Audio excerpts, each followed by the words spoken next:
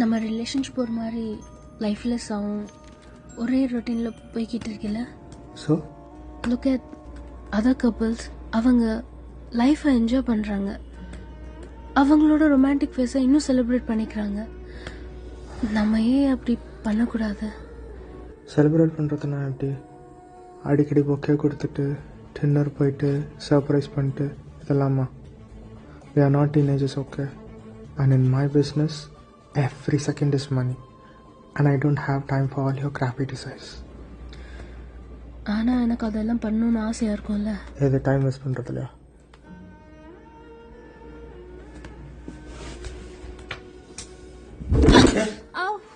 என்னாச்சு?